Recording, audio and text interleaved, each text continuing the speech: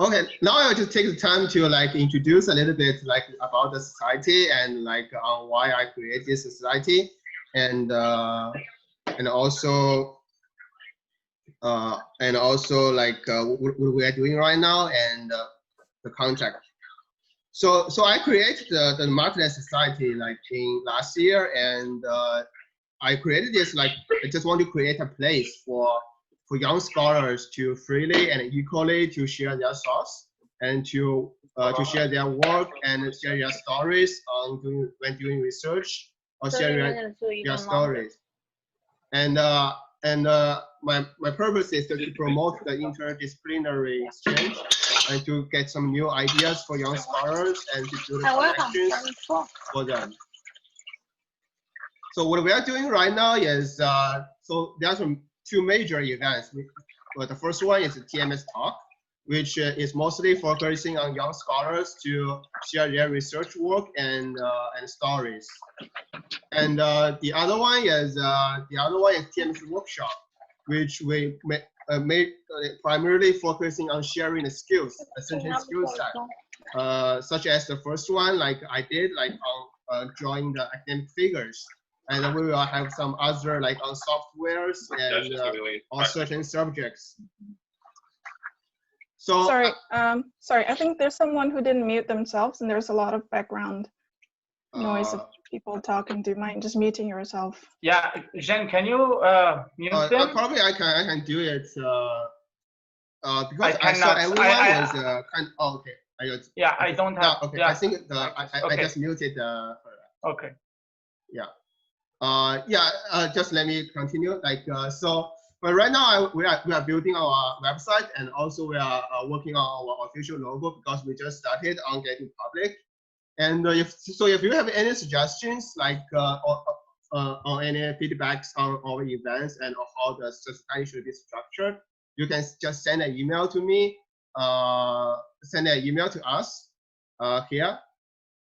Or you can subscribe our YouTube channel and to subscribe our official WeChat accounts.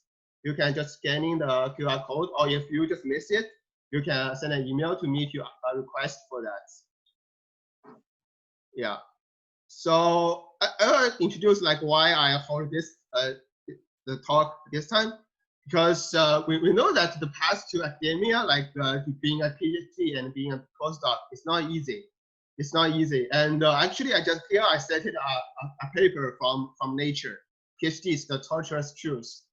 Actually, in this paper, actually, it actually says a lot on the kind of negative things on being a PhD and postdocs, and you are regularly feel stress and feel depression, and also like actually there's only a very small portion of us, of the PhDs and postdocs, will eventually be a faculty.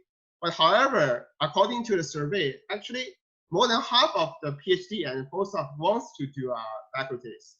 So I think this will actually, but I think it's important to open the eyes and to actually have a look at other opportunities and to learn from other fields. So that's why I invited Bihe.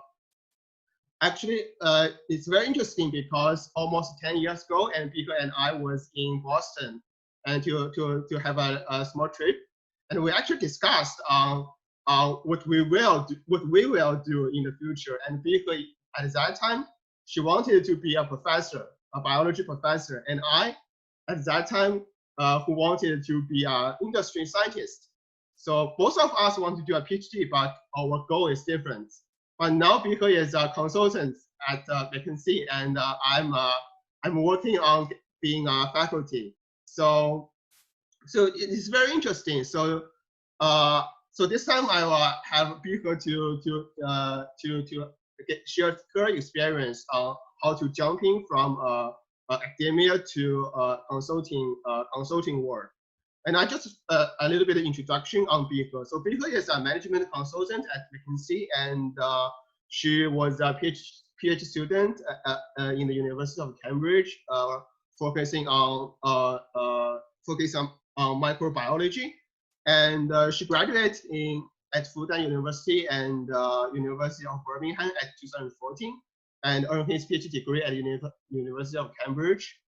She joined like McKinsey in 2018, so she has been a consultant for more than 1 year. So now I will give the time to Biko and for her to share experience with us on her personal experience. Thank you.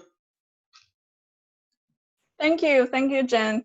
That's a great intro. And I still remember the day we were walking in Boston. It was really cold, and we were talking about our dreams and goals.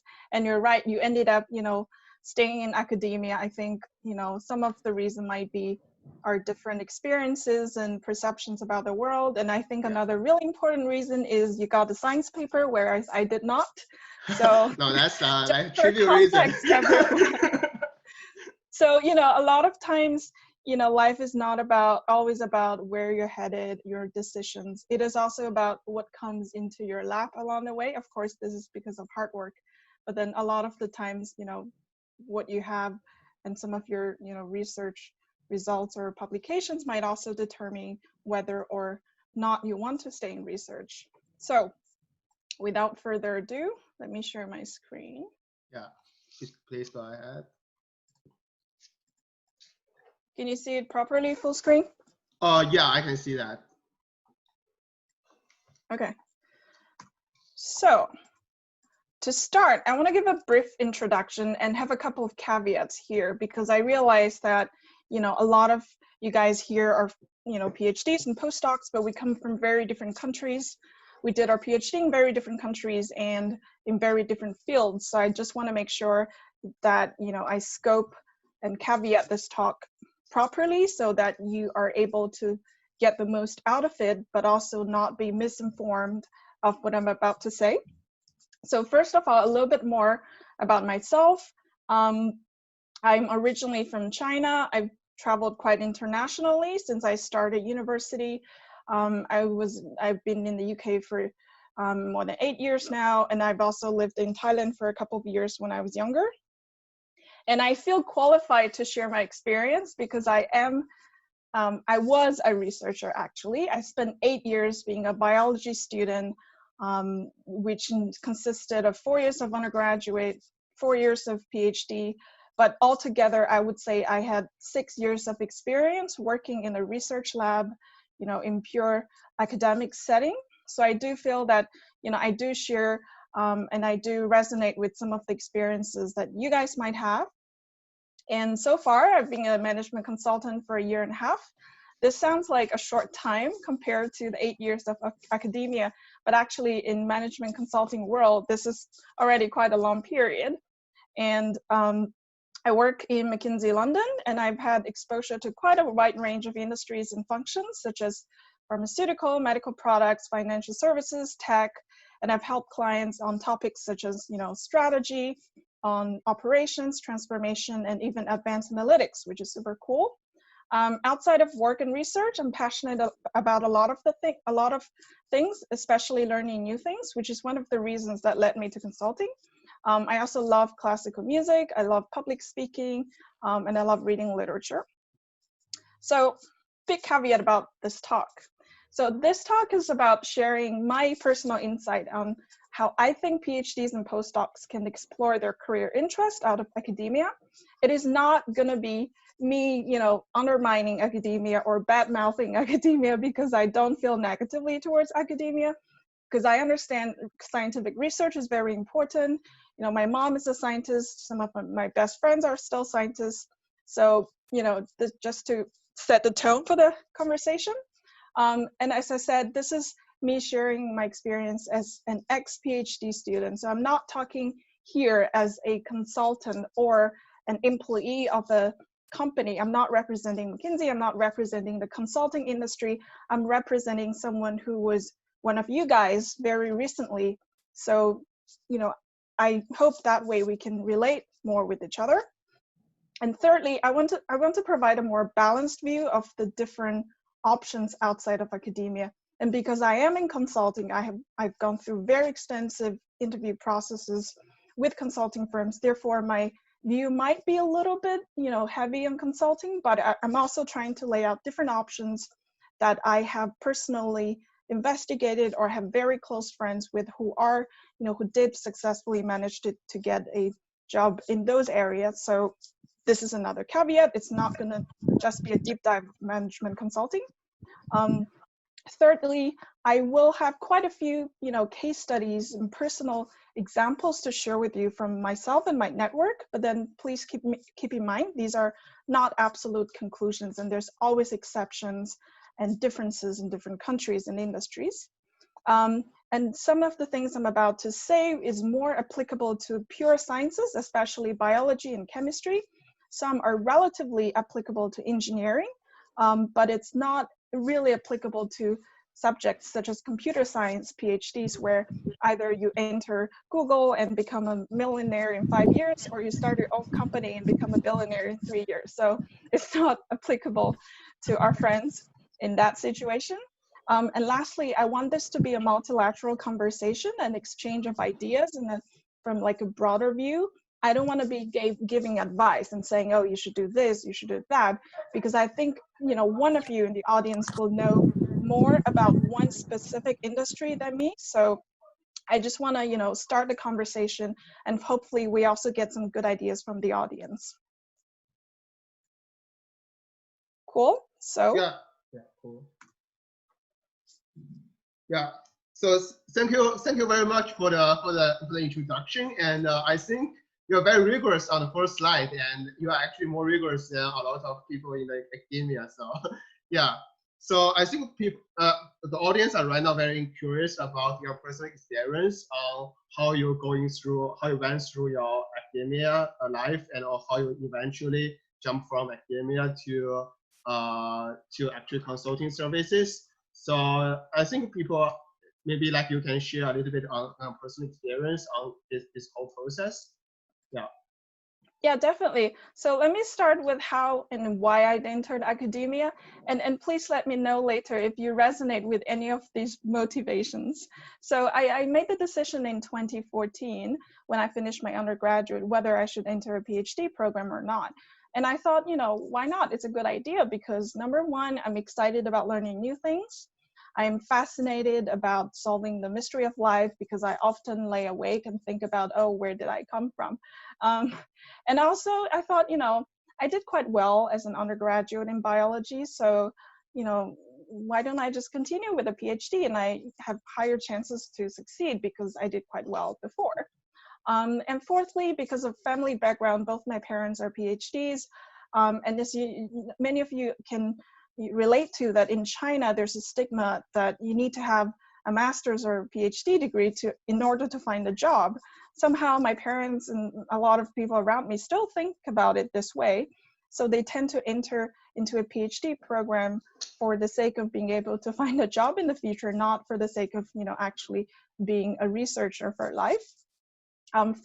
Fifth, I think, I was not very informed about other options besides continuing into academia, which is also the reason why I really want to, give this workshop and to share my experiences with every one of you. And number six, I thought at that time, okay, I had an offer from Cambridge. Cambridge is a really good time, a really good place to be on Earth. And it's a relatively short PhD. In the UK, it's between 3 to 4 years. So that's less risky and less investment in terms of time. So those were initial motivations that I had back in 2014 of how I got into academia. And on the right-hand side, I kind of put a little, badges of honor of my research contributions, not to say, I am an excellent scientist and it's a loss to academia that I left science, but this is just to show that I was a good scientist. I did not leave academia because I hated it just to run away from it, but I actually could stay and have a somewhat decent career. And I only made the choice to leave after some rational thinking and rational analysis of who I am and what I'm good at. So this is just a caveat that, I did have publications. I did do really interesting work on bacteriophages as a therapeutic agent to control microbial infections. I gave talks in societies, and I also won prestigious scholarship for my research, and also had the best thesis talk for my cohort in my department. So I definitely could have stayed in academia, but the following slides will explain why I did not. And hopefully you can find some resemblance to my experience and have something valuable that you can take away from this sharing. So I think the key reason that I decided to leave academia is I realized that research is a lot more complicated, right?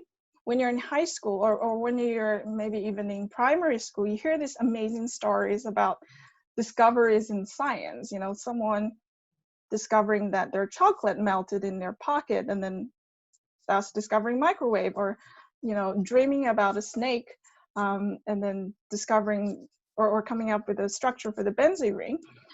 So I went into research thinking I must make a groundbreaking discovery with one of these fancy, amazing, unbelievable stories. But actually that's not. After a year of research, I realized that research is really about repeat and search. And I was, to be honest, neither good at repeating or searching. Repeating meaning, I'll go into this a little deeper later. Repeating meaning you have to redo things all the time, and especially for biology, where a lot of the experiments were very manual work. Unlike maybe in engineering and physics, a lot of you guys just need to write a code again, or rerun the simulation, or could be more complicated. But in my field of research, it's a lot of manual labor. It's a lot of adjustments, sometimes without rational reasons or without structured approach. So a lot of the times is trying over and over again, because biological entities are so unpredictable and so complicated. So that part I did not like. And the search part I didn't like that well either, because just comparing myself to what I think could be an ideal researcher, yes, I am very curious. I want to learn. I want to make the world a better place. So I see that as a good fit. But for the search part, I think an ideal researcher should be driven by pure curiosity, and you should really enjoy the process of searching regardless of the outcome. Whereas I was more driven by, where does my research lead to, right? Does it translate into some cool technology or cool drugs that can change the world in a couple of years? Maybe it could be 20 years or longer, but I still want to go somewhere. So I was really outcome driven, and that didn't really go well with what I think scientific research is about. And I have a very interesting anecdote, which was my moment of realization that I was probably not suitable for a lifelong academic career. So I was talking to a friend who was a French chemist PhD student, and I was trying to understand his research, and I was pushing and pushing for him to explain, so what, what does your research lead to, right? Does it lead to some fancy drug? And then he got really annoyed with me, and he said, Bihe, research doesn't have to have an application. And then that moment I realized, okay, he is someone who I think should be a scientist, and the way that I was thinking, I might be frustrated my entire scientific life if I'm not lucky enough to come up with some fancy application. So that was my moment of realization. And then some other reasons why I think I was not different from an ideal researcher is I'm not very hyper focused on very specific problems. I'm more of a generalist, and I get distracted, and I get attracted by many random different topics.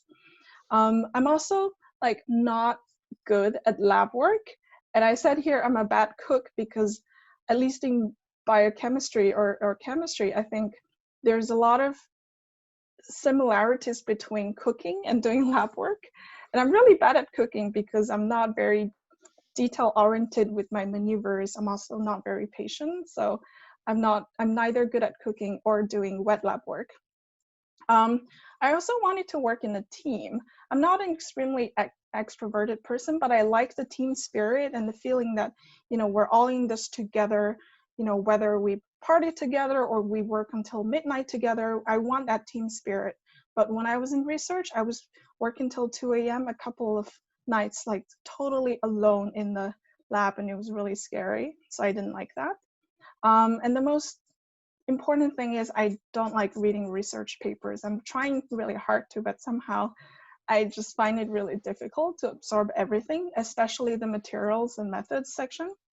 And lastly, I think lifestyle-wise, I think the research life is very structured, very paced. There's not a lot of ups and downs, right? You can plan your things and have a chill day or reasonable day every day, but I kind of wanted the thrill of deadlines. I want ups and downs. I want disasters to happen, but we solve the problem and then celebrate. I wanted something like that.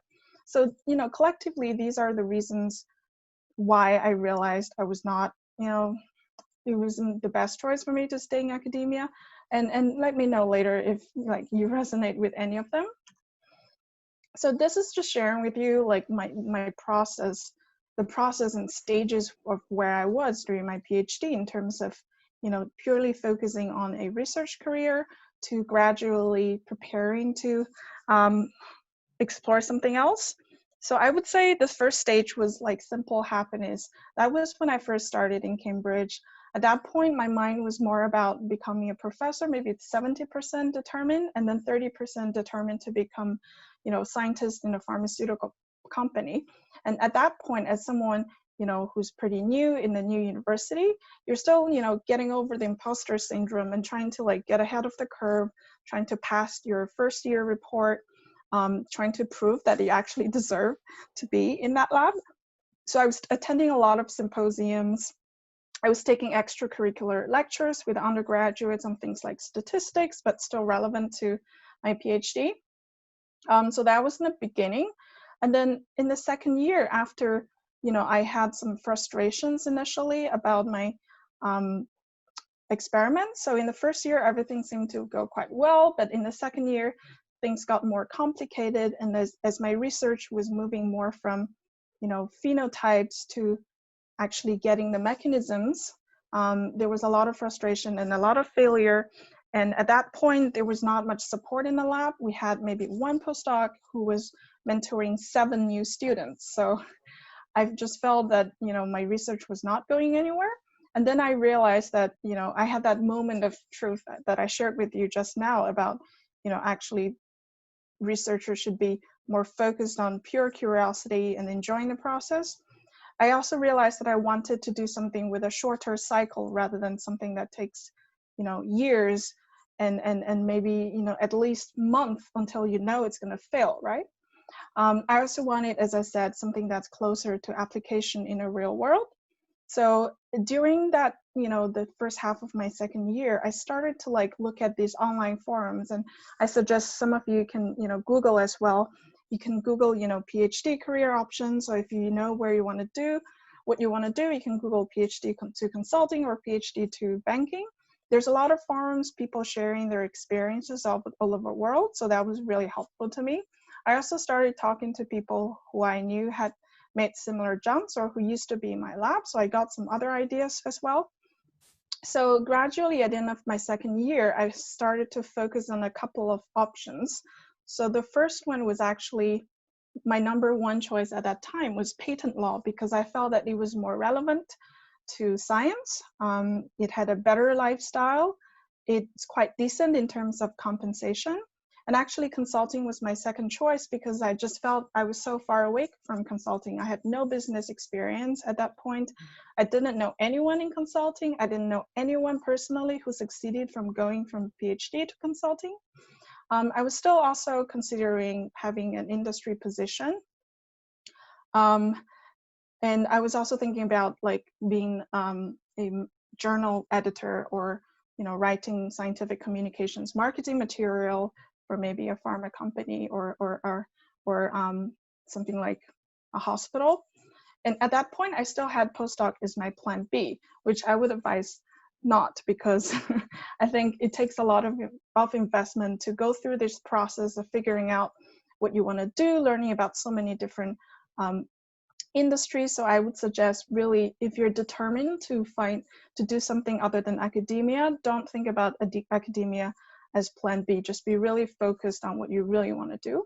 So at that point, I was attending a lot of workshops of different companies, from law firms to consulting firms to like journals. I heard a lot of different things, and then started joining student consulting societies as well, where I actually did a side project for a small pharma company to just, try my hands on consulting to see if it's something I can do and if it's something I would enjoy doing.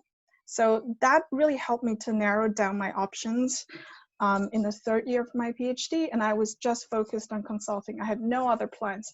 I decided that there's enough consulting companies and they hire enough PhDs for me to give to have a chance.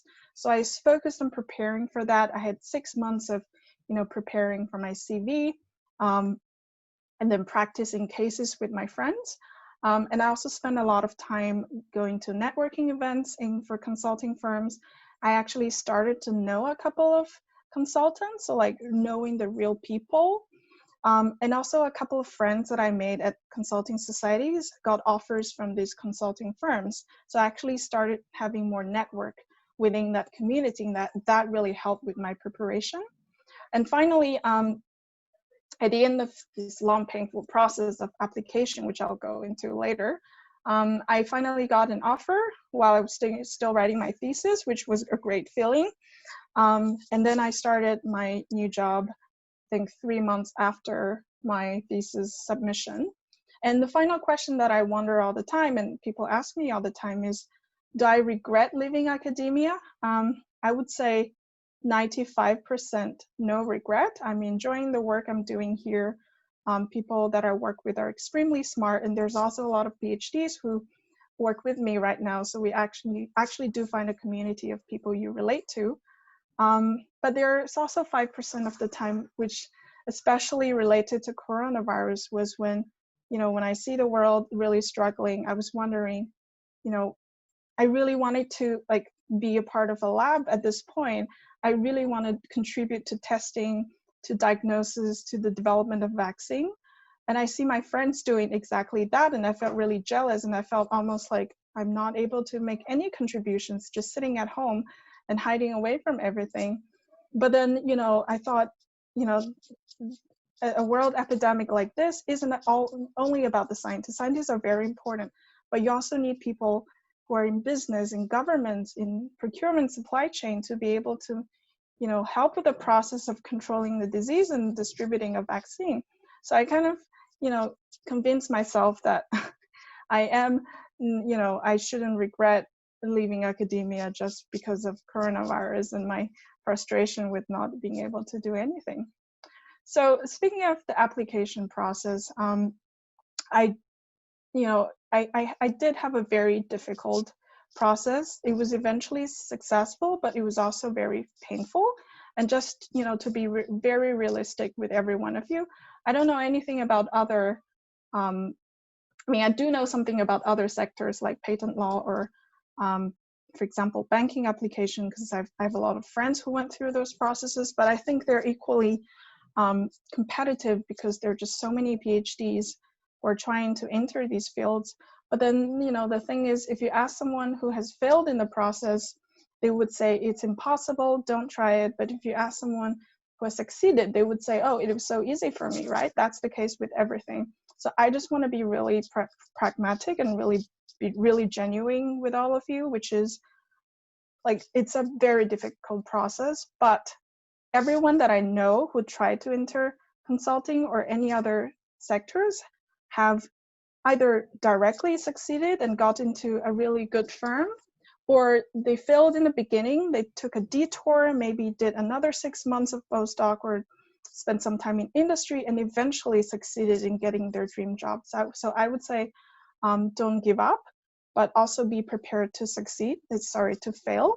And I think the reason why it's really difficult is if you look at those industry jobs, especially banking, consulting, private equity, their job descriptions are really vague, right? They want someone with great analytical skills, and you're like, yeah, that's me, tick. And then they say they want someone with great leadership skills, that's me, tick. So you're ticking every box, but in reality, like, everyone can fit their requirements. So at the end, you're really competing with people who, are very different from you, but who are also very accomplished. And this is because, you know, you're giving up a very specific skill, which could be a 99% match to, for example, an academic job. Things like you want someone who is into, you know, protein structure analysis or crystallography or whatever.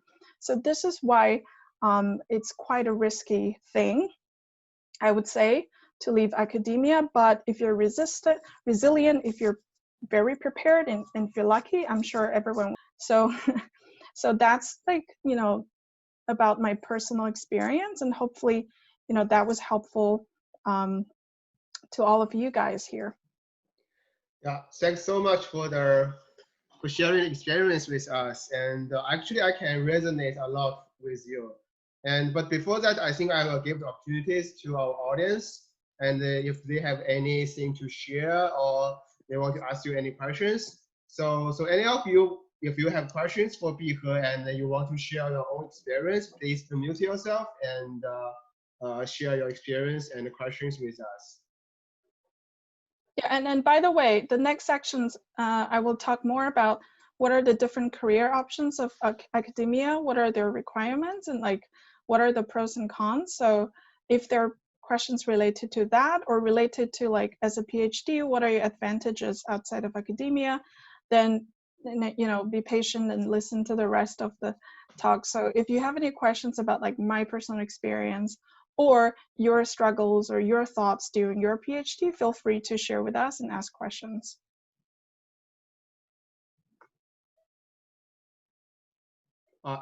Maybe like, yeah, please, like, because everyone is muted right now, so if you have questions, you can unmute yourself first, and then, you know, if not, I will be the first one to ask questions with you, because I definitely resonate a lot with you on, you know, the PhD lives and stuff.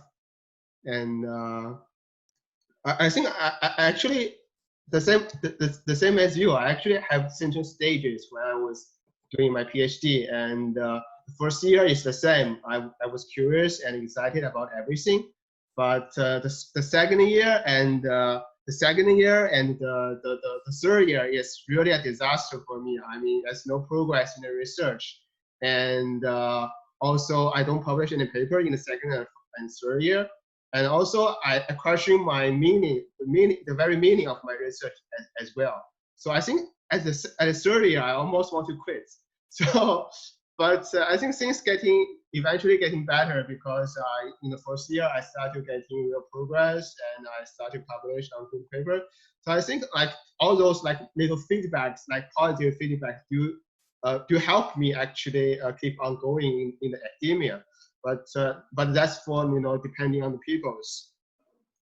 And also, like, I actually had one question, is because because in your third year you start to, you know, join the student consulting society, and also you are seeking for other opportunities. But in during the process, it must occupy a lot of time from you, right? So how do you balance the time between research and seeking other opportunities? Because for me, like in the third year, I was also thinking for not other opportunities, but also other types of life. I started to join the Chinese Students Association and be a part of it, and start to, you know, join some you know, public events and to participate in them. But I feel like it actually occupies a lot of time from me, and I sometimes feel stressed because I don't put enough time on research. So will this like bother you as well, like during that time? I think I do remember about 3 to 6 months where I was busy all the time. I have to do around 10 hours of research in the lab, but I also have to take 2 hours out to organize an event or to practice case studies with other people. Yeah. But like, you just, number one, you just have to find the time and really be really, you know, energetic every day and really force yourself to do it, and never like never be lazy. Number two, I think it's important at what stage of your PhD you're at. If you're, you know, very stressed at the point where you doubt if you're going to successfully graduate, then I would advise to, you know, focus on your PhD first. At that point in my PhD, I already had a publication and I think I was on track to graduate successfully, so I wasn't too fussed about, you know, taking 10% or 20% of the attention away from my research. And number 3, I think, you know, joining student societies, doing side projects did really help me, but I think it wasn't really the ideal thing that I wanted to do. What I really wanted to do was to do a full-time internship, especially in consulting, banking, or in corporate. But at that point, it was not possible for me because I was on a student visa, so that was difficult. And number 2, my supervisor was very cynical about anything that's not research. So I had to find my way around and just basically do things on the side. Yeah, I think that's great because I think like in my third year, I think I've been through the same thing, and I was working on some students. I was working in the student association, and meanwhile I was working on research. But somehow I managed to do that about time management, I guess. But I think like I think one thing like actually because you are talking about when you are in the industry, like in consulting, and you have very you don't have freedom on choosing the managing your time. But I feel like when I was doing my PhD, and I have difficulty to have a clear boundaries between life and research and work, because I live very close to the campus, and sometimes even in the midnight, some ideas comes out, and I just go to the lab and do some research. I feel like the boundaries between life and work is really vague. I'm not sure if that happens to you as well. I mean, for me, like maybe like a very distinct boundaries between life and work would be better, even though you sacrifice some certain time, certain freedom on time management. Yeah. Yeah, I think definitely. My PhD, I think, was slightly easier than yours in terms of boundaries because I do microbiology. It takes hours for bacteria to grow. So if I had a genius idea in the middle of the night, it was impossible to do anything quickly anyway. So I would just wait for the next day. So for my experiments, there was a lot of waiting around, and therefore I was able to like find these gaps in between to do other things. Yeah, that's great. Yeah. So, but my strategy is like I move a little bit far away from the campus. So that's when I get to a very distinct boundaries. So because it takes like almost an hour to get to the school, so there's no way for me to. Even though I had some great ideas, I have to wait to the other day. So yeah, that's my strategy. It works. So so if anyone has questions, please unmute yourself and share your experience with us. I do have one. Go ahead. I might just stop video. I'll start the video for a second. It's kind of weird if you don't see my face. All right, here. I really appreciate the first part of the talk, and I definitely resonate a lot because I'm studying organic chemistry. So like I totally get it when you see like there's a lot of repeat and searching part, and for me it's really physically demanding. But the one feedback I want to give to you, I think speakers like feedback, is you put everything in a very nice structured way. So it's kind of helped me to like compare the ideal researcher and what I am actually good at the same time. So I really appreciate that. And I have a follow-up question. Maybe you can go back to the slides when you're showing that future career, maybe the last one of the first session. Yeah, so I have a question that, based on your talking, Bihe, you're also thinking about maybe doing consulting not gonna be for the entire life. You're also thinking about some other possibility, maybe it goes back to the industrial.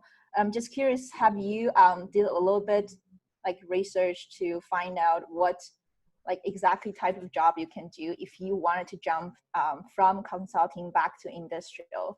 It's based on the information I know.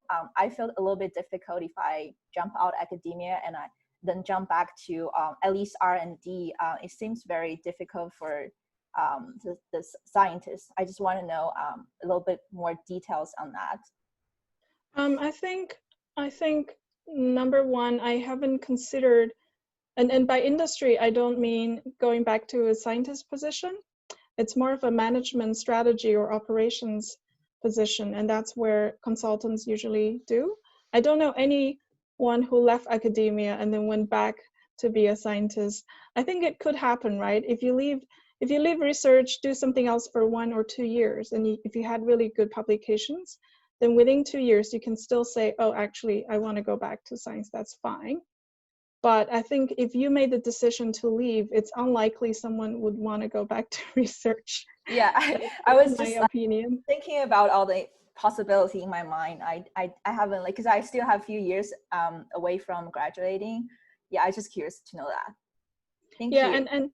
And I think even if you don't become a scientist, as in you don't do the protein purifications or whatever in industry, you can still get involved in the R&D process, because there's a lot of R&D R&D strategy and R&D related to portfolio optimization or operations. So they're all adjacent to R&D. So definitely you're still going to stay close to science. You're just not going to do the experiments in the lab. Yeah. All right. Thank you. Thank you. Thank you. So anyone also has questions and experience to share? Yeah, just unmute yourself and probably show the videos as well. So I don't have question, but can I say a comment? So there are tons of people out there who they leave academia, they experience the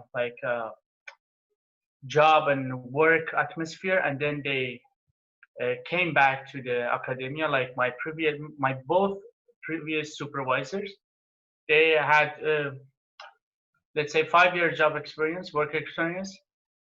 Then they even used those experiences to get into the faculty position, because they had a lot of links, a lot of industrial connections, and they had funds, and they got different projects from industry. So the school hired both of them. So this is another kinds of leaving academia to come back to the school. Yeah, just I want to say a comment. That's a very good point, Aram. I think it really depends on 2 factors. Number one, where you're exiting, right? If you're exiting to industry, then you're more likely to come back, because it's more like, so if you're exiting to industry research roles, then you're more likely to come back and it's easier. And the second thing is, depends on which industry, which field you are in. Some fields like engineering, I know, or computer science, research is actually really close to industry, whereas research like mine, I couldn't even find a industry scientist position that is similar to my research in the lab. So I think it's really dependent. Okay, thank you. Yeah, maybe later I have another question later on. Thank you. Yeah. Should we move on to the next section? Yeah, please. Probably people will be curious about what other options other than consulting, and some other successful examples on other fields as well. Yeah, thank you. So what I did was, I collected a list of all the different roles that I've considered, and different roles that people around me have succeeded in actually getting a position. So things I've put here, that's a bit further away from our life, such as private equity, banking, or government policy. These are not made up roles that I think PhDs can get a job in. These are actually real examples of my friends succeeding in going to these sectors. So I just want to, list here as much as I can think of, what are the options that you can consider. And I don't want to read through every one of these descriptions, but what I did here to share with you guys is, a high-level summary of what these roles do, and more importantly, I think, from my observations, how specific are they in terms of hiring PhDs, right? If it's something that's like PE, private equity, for example, I put a red, meaning they're not specific. It doesn't mean that you cannot get a job as a PhD. It just means they're not specifically looking for PhDs, right? Whereas for industry scientists, they specifically say we want someone with a PhD or MD in blah, blah, blah. So this is what I mean. Why don't we selectively, sorry, why did I stop sharing? Why don't we selectively go through a few? Jen, why don't you like pick a few which you think people might be interested in? I think people might be interested in, for example, being an industrial scientist or get into consulting, no matter it is management consulting or technical consulting, and also probably venture capital and a startup for sure. Yeah, because I think like a lot of PhD students eventually get into those fields, as I know. Yeah. Technical consulting is in the beginning a little bit confusing for me versus management consulting, and I think technical consulting is quite specific to engineering a lot of the times, and I'm sure some engineers in the audience will know this better than me, but basically you're also helping a client solve a problem, but it's less of a strategy and management problem. It's more of a technical problem, right? If they want to build a product and they encounter some difficulties, they want expert opinions on the very specific engineering problem, for example, they would come to you if you're a technical consultant. That's my understanding. So I would say it's still very specific to PhD. And I have a couple of friends who recently got an offer with technical consulting companies, and they're super happy about it because they're saying basically, I'm going to continue doing my cool engineering research, but just in like a more, target outcome driven and more, client facing way. Yeah. What's the next one?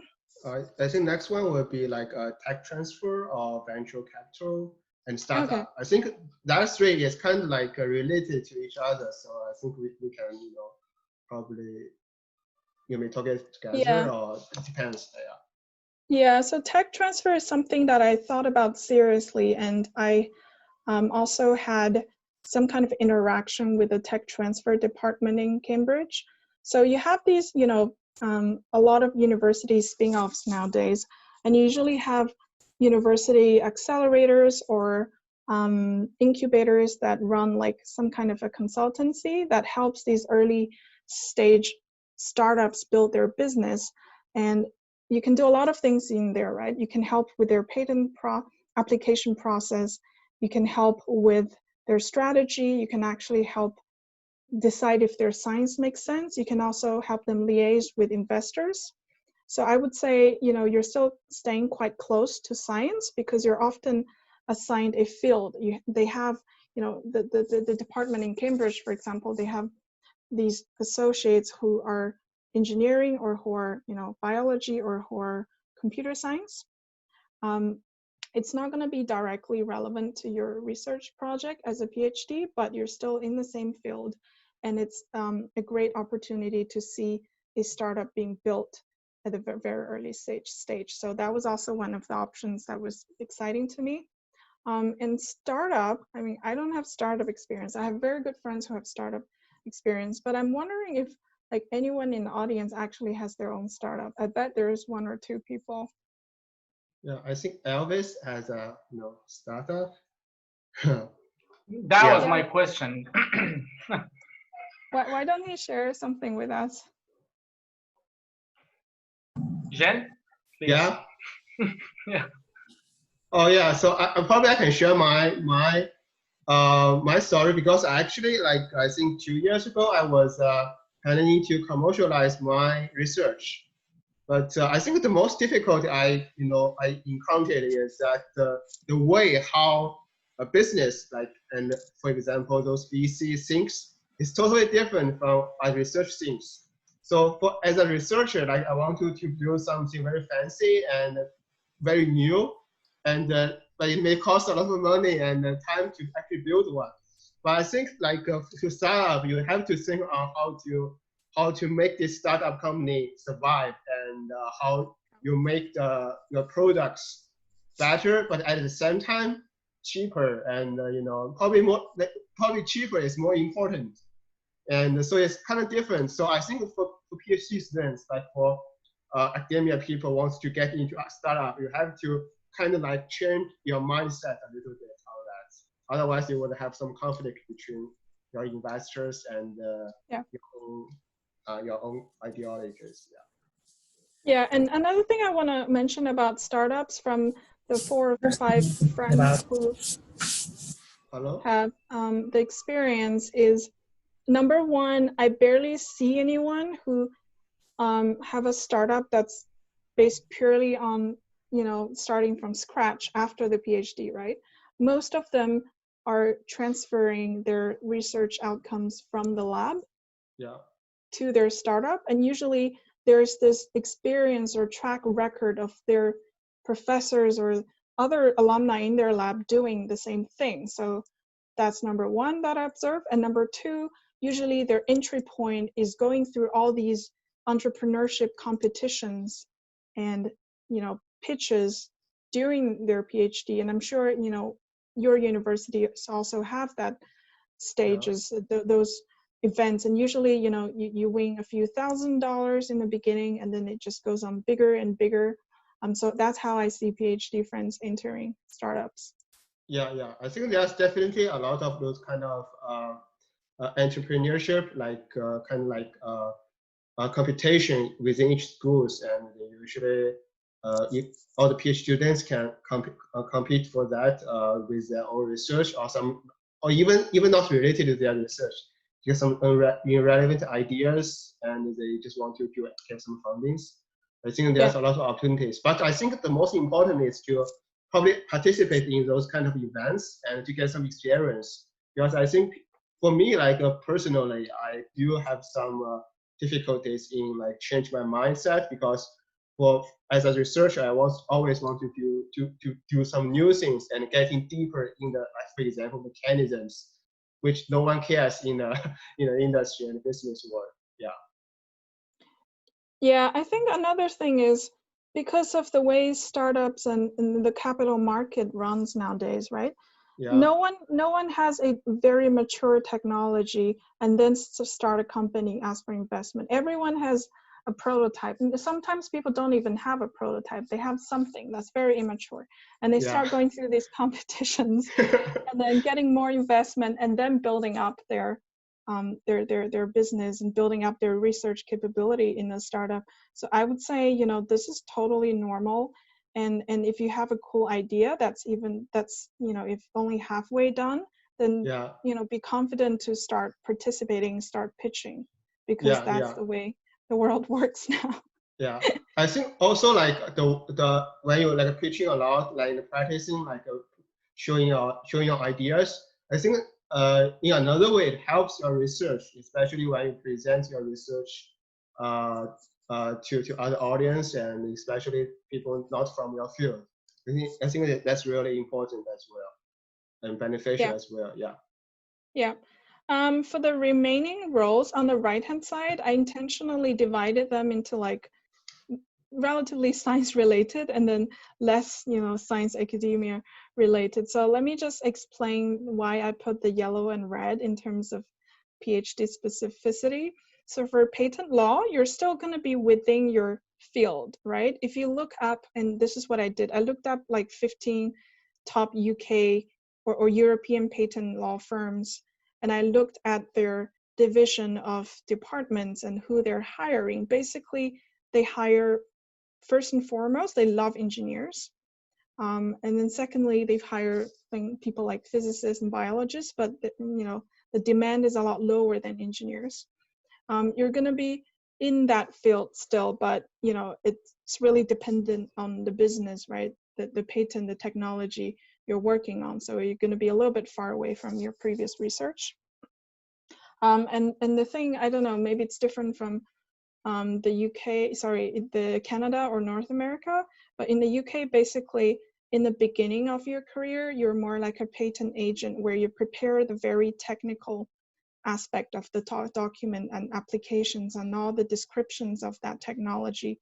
And later on, you have to like you have 2 years of being something like an apprentice, and then you have to take lessons on the side, and then finally you pass an exam to become a patent attorney, after which you can get more involved in the application process, interactions with the client, and on litigations and other things, rather than just purely doing the paperwork and writing the description. So that's what I've learned about patent law. Consulting, private equity, and banking, I would say they're the least specific to PhD, because I mean, our skills as PhDs are very useful and advantageous to these sectors, but they don't really require any research training at all, right? And these sectors, as you know, they do have industry split, right? In consulting, you have pharma practice, oil and gas practice, or something like that. Same for private equity and banking. But I would say, you know, it's less about the very specific mechanistic knowledge that you have. It's more about your understanding of the market and the different interactions between the players in that market versus the actual science. And for venture capital, I put depends, because if you look at the VCs, you see two types, right? Those who invest in companies like internet companies or other financial services companies, and those VCs usually don't require a specialization. They usually like someone who has consulting or banking experience. But if you want to go for like really niche VCs, like life science VCs or engineering VCs, then usually they do hire a lot of PhDs and a lot of medical doctors. So I would say that's also, you know, an option if you really want to use your degree. And in terms of government policy, it really varies by country. And I will go into this deeper later, but basically, if let's say if you're studying building structure, you can probably join a government office that's on, you know, building safety regulations, and your degree is going to be extremely relevant. I got a questions from the audience. Yeah, he wants to know like why patent process cannot be digitalized and automated by some apps in the short future. Like the patent lawyer will be replaced by Google Patent or something like that. It is possible? That's a very good question, because everyone's saying lawyers will be replaced, and now they're saying consultants will be replaced. I think in many ways, a lot of the simple, you know, simple processy things will be automated, but eventually when you come up with a full product, a lot of it has to go through iterations that requires human thinking, right? That requires you sitting down, speaking to the inventors, speaking to the regulators, and really figuring out what's the best way to do it, because a lot of the things are not that straightforward. Some things are really tricky.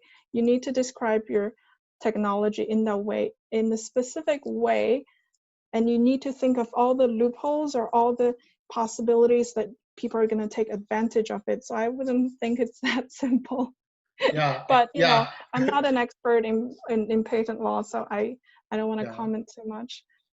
Yeah, I think for lawyer, like it's not to explain law. It's about to find the, you know, the tricky part in the law so you can get advantages. So that's really need some human beings to do that. So, yeah. Cool. So that was, you know, introductions of all the possibilities that I can think of, and like feel free to, if I've missed anything, if you know anyone who got some other fancy cool jobs, feel free to send it in the chat box, or even like speak up and tell everyone about it. But what I wanted to talk about a little bit next is, you know, looking at all these options, how do you make a decision for what's most suitable for you, right? Unless you immediately identify, oh my God, I want to be in banking. I love banking. Otherwise, you know, you can do something like a more systemic approach where, you know, this is basically how I did it. And I'm saying this framework is illustrative because a lot of the ticks and crosses are based on my personal situation, my understanding of these sectors in the UK market versus, you know, I don't want to generalize. So please take this only as a reference. But basically the kind of questions that I asked myself when I was making a decision is, number one, is this, like we discussed, is this role relevant to your research?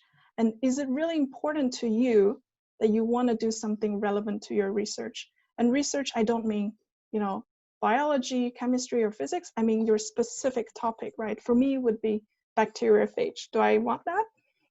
And for me, I decided that it's not relevant to industry positions, whether it's my research or not, because my research is so niche that I can't find an industry scientist position that's relevant, right? So I might as well make a bold move and move into something entirely irrelevant, right?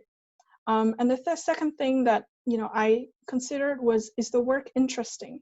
And I think this has a different definition for everybody. And like I shared with you before, I like learning about different things. So I was thinking, which one of these options can give me different exposure to different sectors, right? So definitely, you know, not in industry scientist position, and yes to, you know, consulting, yes to VC, and then maybe no to banking, because I like learning content. I'm not very, I mean, I'm okay. I'm good with Excel modeling. I'm getting better at it, but I would prefer to be 30% of my time rather than 100% of my time. I wasn't sure about PE. Still, PE is a black hole to me right now. And I thought government policy was interesting because, you know, you can make so much impact. And I thought patent law was not interesting because, number one, my native language is not English, so I might struggle to like really decide the best words to use on the patent application. And secondly, I just didn't want to read documents all the time and argue over 1 or 2 words. So this is how I made my decision. And the third metric that I used was, you know, do I enjoy interaction with people, and how intense are the interaction for these different sectors? So I would say, like, industry scientists, no. And there is interaction, but it's, you know, you're still doing experiments, research most of the time, right?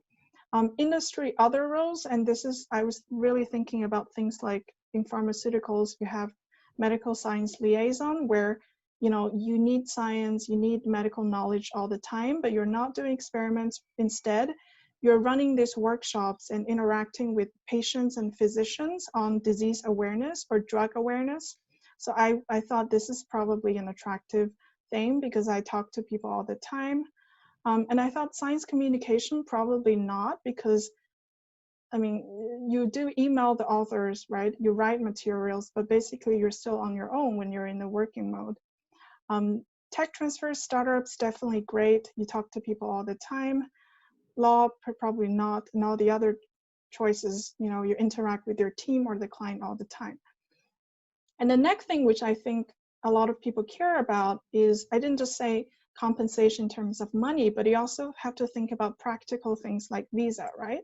So for me, that was an immediate no, as someone who needs a work visa in the UK. For example, you know, with industry, they usually sponsor visa. With technical consulting, I mean, it depends, but some of these firms are really small, so they may not. Science communication, a lot of them do not, and definitely for startup, right? You're sponsoring your own visa, and also, like, compensation wise, startups is a high risk, high return activity, and maybe if you're doing a startup for a couple of years, you might not be able to have a stable income or take up mortgage. So this is something you should consider as well. And then other factors, but basically, you know, anything that's closest to business or banking in general offer better compensation. And these, you know, consulting, PE banks, VCs are usually large global companies, especially management consulting and banking. So they're more likely to provide you a visa. And government, it was a no for me because I'm not even from the EU, so that would be pretty difficult for me. And then another thing I think people don't consider is lifestyle, because as an academic, you basically have a very good life. But when you actually go to other jobs, you're gonna, you know, be shocked by how intensive and how demanding it could be compared to your previous life. So I would say, you know, think this through, right? And same as, you know, compensation and visa, the more business or finance oriented the job is, the more likely it's going to be intense. versus the more technical or sciencey the job, the more likely it is chilled. And then stickiness. By stickiness, I mean, you know, if you see someone entering these different roles, do they usually stay for a very long time, or do they usually do a few years and then leave? And then obviously, the more specific the skills are, the more people are likely to stay for a long time, right?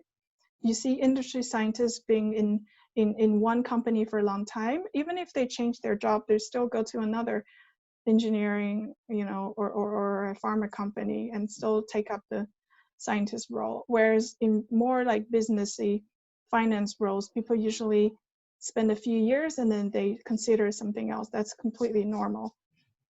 And the last thing you can consider is the breadth of exit opportunities, and that's somewhat related to the stickiness, right?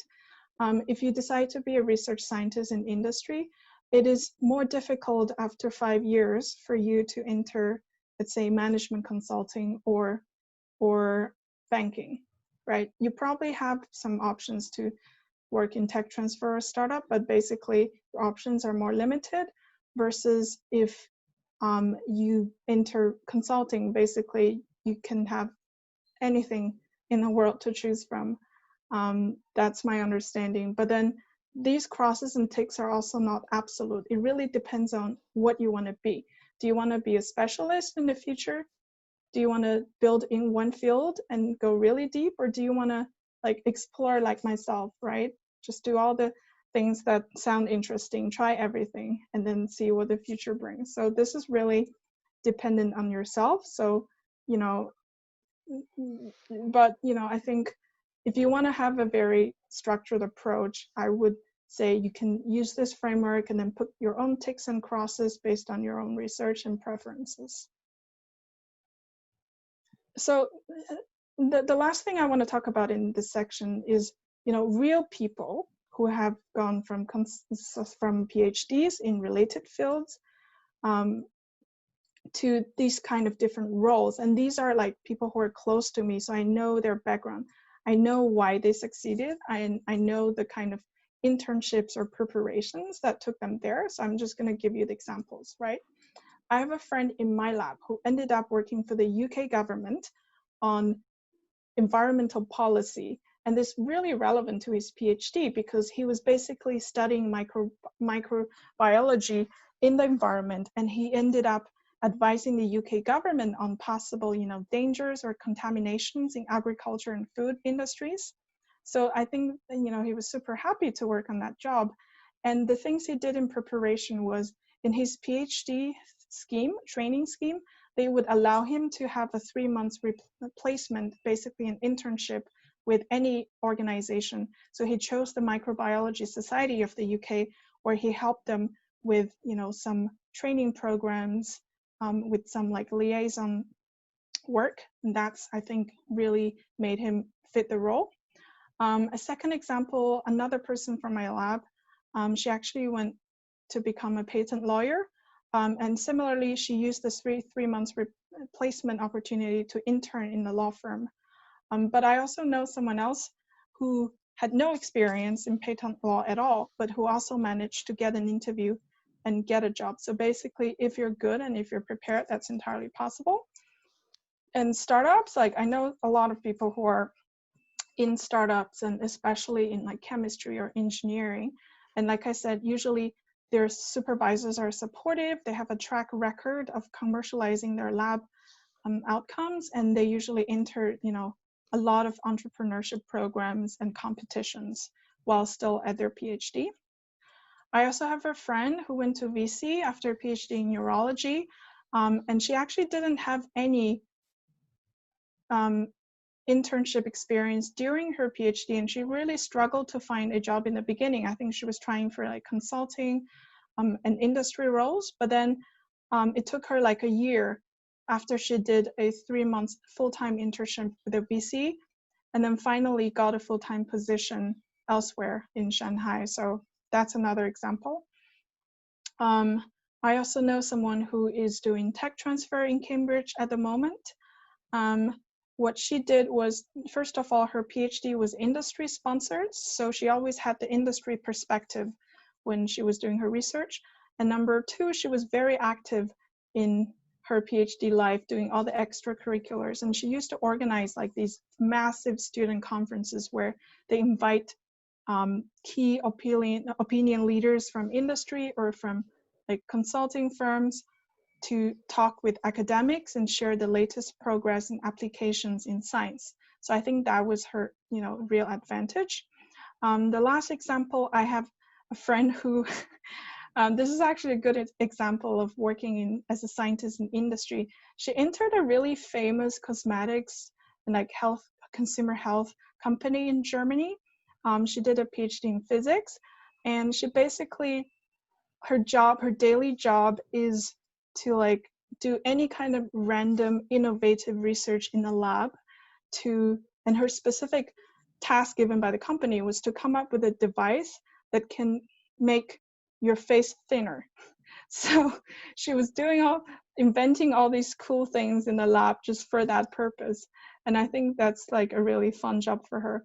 And what she did before getting that job, apart from like having a relevant degree, was she did some tech application side projects during her PhD, and that's where we met her.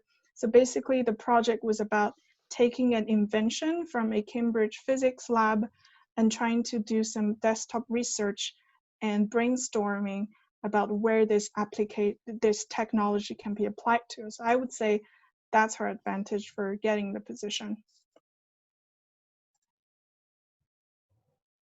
Okay, so yeah, so if anyone has questions or want to share his or her own experience, just unmute yourself and show yourself and share the experience with us.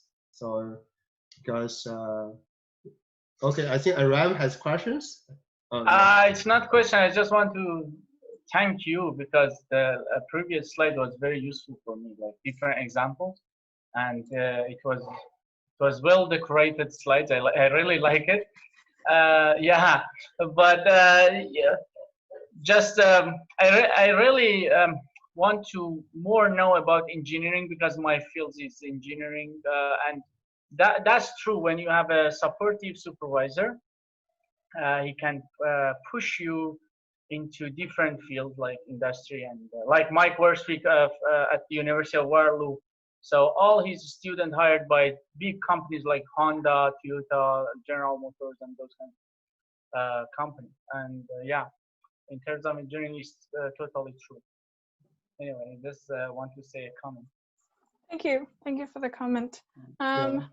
I'm aware of time, so why don't I finish like the rest of the slides in maybe 5 minutes, and then people who need to leave can leave, and people who are, interested can stay behind and chat for a little bit more. Yeah, sure. I think that's a good plan. Cool. Yeah, cool. So the last two sections, I just want to like, answer two questions, right? If you've decided to make the bold move of leaving academia, then from the employer side, why would they want to hire you? Why would they want PhDs? And the last thing is, looking back on my research, what are the things that I learned from business, from consulting, the ways of working that I think could be useful for PhDs and researchers? So the first thing, I really want to stress this logo here, PhD Lives Matter. I think PhDs are really underrated in the job market, right? Probably because people think we're overqualified, or there's not a track record or examples of successful PhDs making it in industry or other sectors, or there's just not much support or training for PhDs in succeeding elsewhere. So I would hope that universities or employers or general society can be more open-minded about PhDs who are, extremely intelligent and hardworking people. But I just wanted to like summarize what I've observed are our strength and maybe weakness, which could be true or could just be a stereotype or just a few examples. So I think in terms of knowledge, we're really inquisitive, and these are like actually feedback I've gotten from people who work with me outside of academia. People think we're really inquisitive. We're really rigorous in the analysis. We don't leave anything ambiguous. We're very structured in the way we think, and we have some specific industry knowledge that shows our expertise. But then we can sometimes also be really fixated on the details and trying to find the right answer. and forget that we need to come up with an answer within the time frame. We also sometimes not see the bigger picture because of exactly reason number one. In terms of working style, I think PhDs generally are very independent and stand alone just because we managed to finish our own project within, I don't know, 4 to 7 years. There's a great sense of ownership, so you don't need to be told what to do. We're very patient and resilient just because we failed so many times in experiments in the PhD. But I think what we could do better is to be more 80-20, which I'll explain what that means. We might adjust a little bit to a very fast and outcome-driven lifestyle or work style. In terms of people skills, you know, I think PhDs are very easygoing, very reasonable. But then what, you know, I personally am still learning is to do like with so-called cold networking, basically approaching someone that I've never known before and then make a connection with them within 5 minutes, which I did struggle a little bit before. In terms of communication, we're very precise and careful with our words. And when someone asks us a question, we don't usually just say yes or no. We try to say it depends, right? But one weakness and feedback I got was, you know, try to be more top down, which I'll explain a bit more later as well. Another thing I want to mention is work experience, right? If you want to apply for jobs such as consulting, banking, PE, they do care a little bit about your corporate internship experience.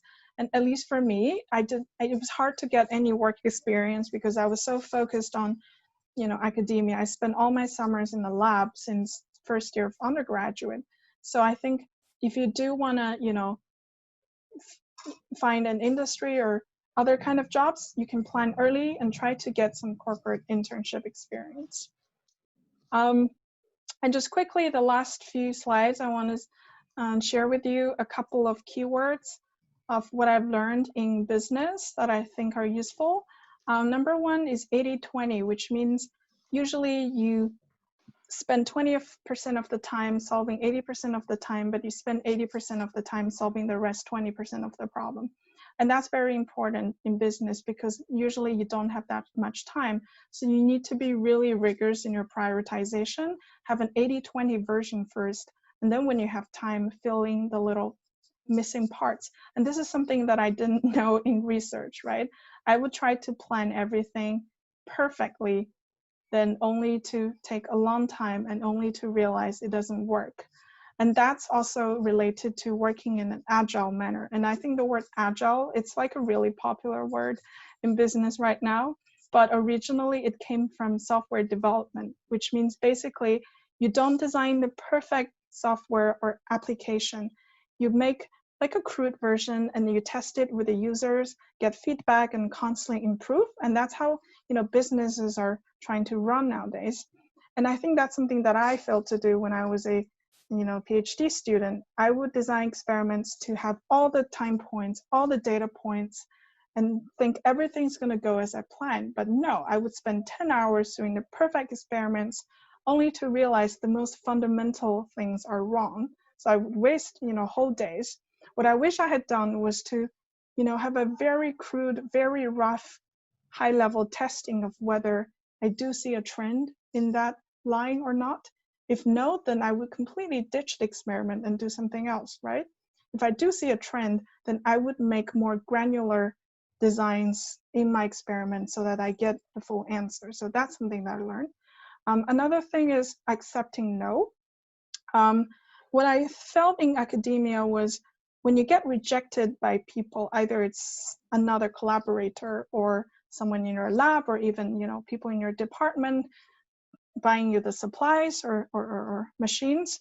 I think academics are usually not good at pushing back and definitely trying to get the result or outcome, even if it takes chasing after people and trying to be a little bit forceful in not accepting the no from them.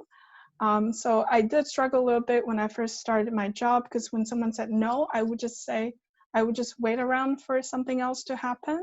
But then, you know, what I learned from my great managers was you just constantly try to get the answer you want, no matter what it takes, because ultimately you need to solve the problem. You need to get that data.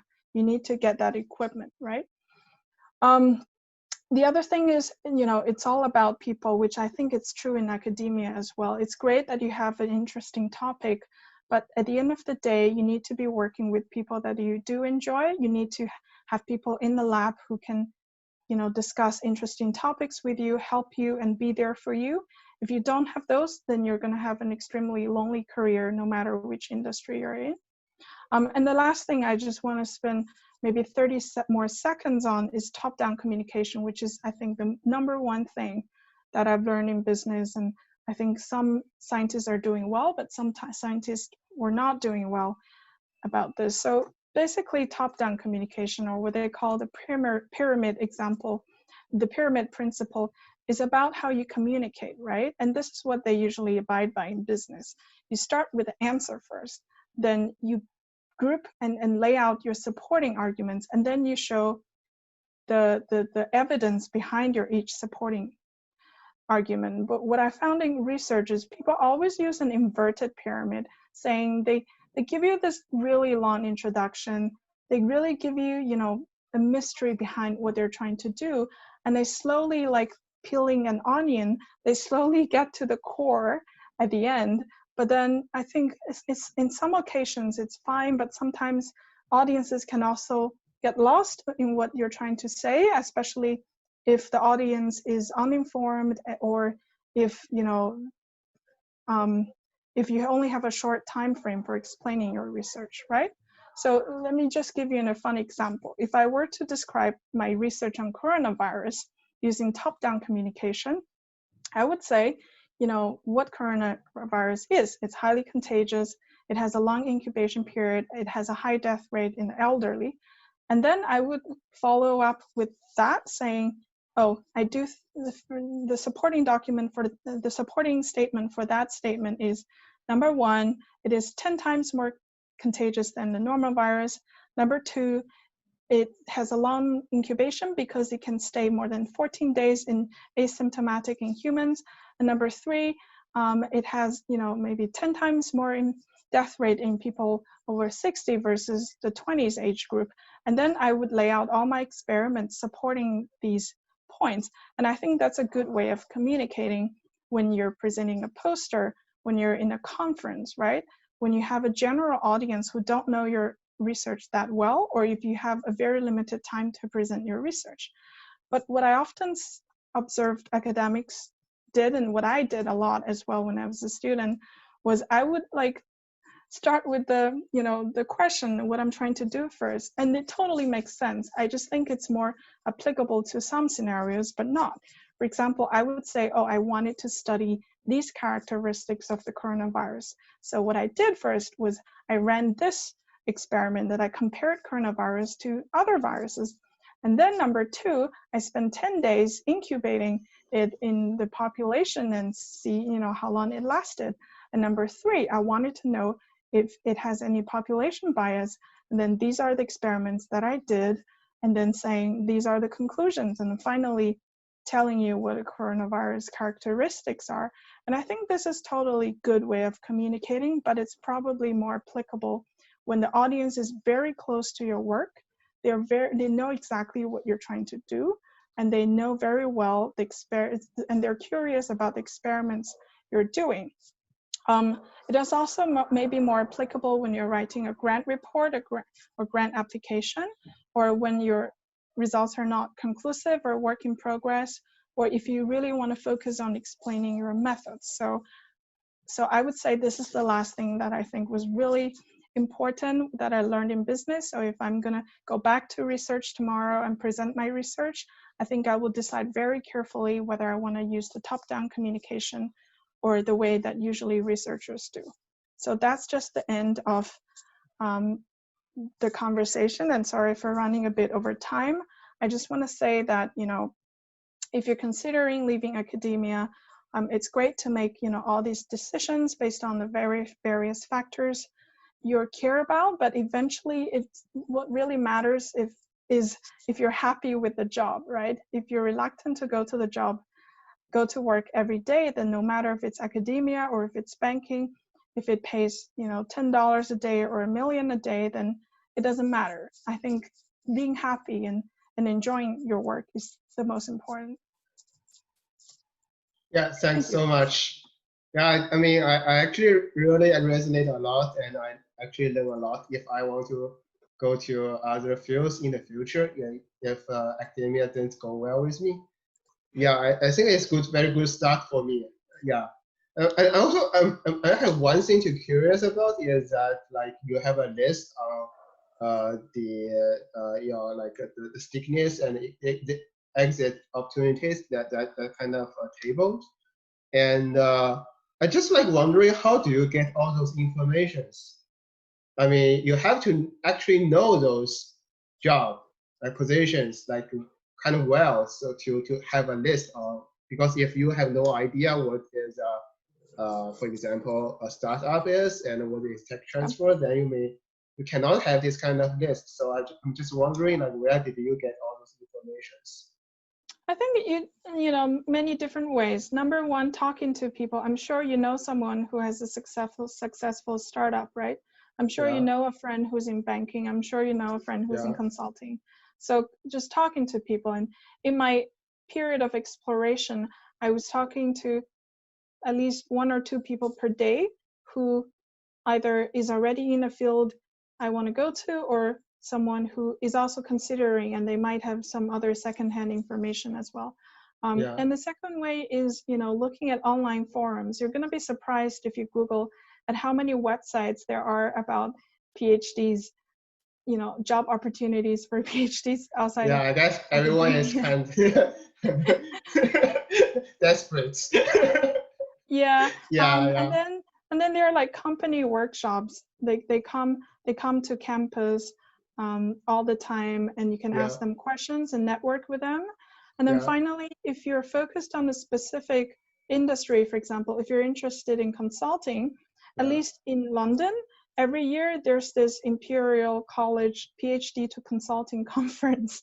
I know it sounds really specific, but every year, like all the PhDs interested in consulting would come to this huge conference, and the organizers would invite like 15 to 20 different companies who all make presentations. So like once you really want to start taking actions, you will get the sources of information to help you with the decision board.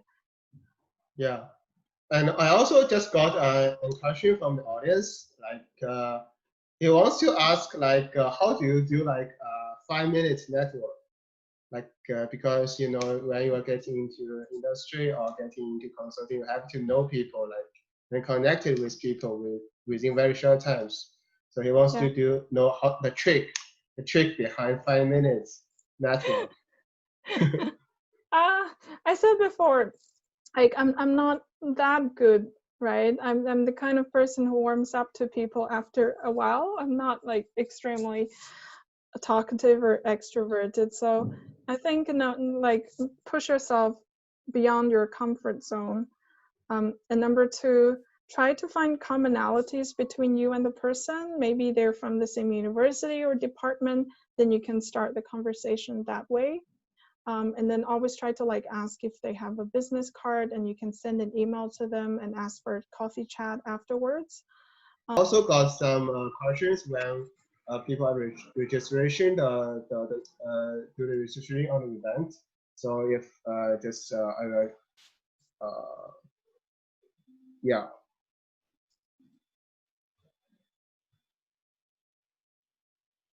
Well, thank you for everyone for staying so long. I realized I ran over time. I thought I was going to give a 20-minute presentation, but it turned out to be like 1 hour, 40 minutes. Yeah, because so actually, your materials is very rich, and all the experience. There's no way you can conclude and everything in just 30 minutes. But I think it's very helpful to like people who wants to go to other fields. I mean, it's really helpful. Yeah. So thank you. Like we have to say thank you to you. Thank you. So please don't be shy. Feel free to ask any questions, or if it's not a question, if you have any other fun ideas to share with everyone, then feel free to. Yeah. Maybe I can ask the questions like the audience asked when they do the registration. Just hold on a second. So, Jen, yeah. one of the audience asked the question in the chat. Oh yeah, I saw it. Yes, will the slides be shared with the audience later? Yes, I mean all the videos will be the video is recorded and it will be uploaded to YouTube, and so you can have a look at it like later on. And I will also like make you know simplified version of this this slides the slides and to post it on our WeChat official account, and everyone can have a look at it as well. And also, like there are some people in the audience that they ask questions about they are curious about how to land a consulting job as a PhD. Like how do you do the preparations when you may probably do the interviews and stuff like that. And also, a very related question is like where do you have the materials when you do the preparation materials? Maybe you can share or. Yeah, okay. A first question about sharing the slides. I think let me just caveat a couple of slides so that I don't get into trouble for saying certain things. Let me see. Okay, so this slide, I would caveat, this is my view of what I think an ideal researcher is. So please don't hold this against me if this is gonna go public. The second thing is, you know, the description here and the PhD specificity, these are based on my own research of a couple of companies within these fields as I was in the application process. So this doesn't cover everything and things might have changed in 2 years. And these two slides I've put as illustrative because what matters is not the ticks and crosses. It's basically helping you use a framework and metrics like this to help you make a decision. And these crosses and ticks are maybe my personal situations or might not even be true. So that's just a caveat for you guys. Yeah. A second question about application. I think I have a page. Yes. So basically, what you do, so it's very hard to generalize. I applied to like 15 different consulting companies. I can tell you is most of them require a CV and something like a cover letter. And the CV usually it's quite different from academic CVs, as in you usually have 1 or 2 pages and be really brief.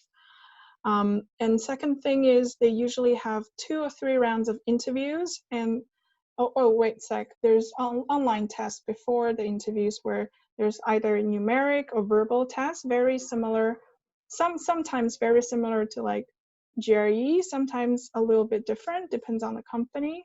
You also have like 2 or 3 rounds of interviews, and sometimes it's like case study interviews where the interviewer throws you a question about, for example, how do you improve the profitability of a company, and he or she will follow up with more charts, more numbers, and takes you step by step throughout the process. And everything happens verbally, right? You're not going to write answers down on the paper. You might be given 2 minutes to write a couple of bullet points or do a calculation on paper, but most of it happens with spontaneous communication on the spot. And some companies have a different structure for interview, which is like a group interview. You're going to interview with a couple of other people who might also be PhDs, but most likely undergraduates, and all of you together will solve a case. And the interviewer might be observing on the side to see the dynamic in a group and who is actually good at working as a team member, and then give people scores or feedback. What else? What other formats I have? I think, yeah, this is basically it.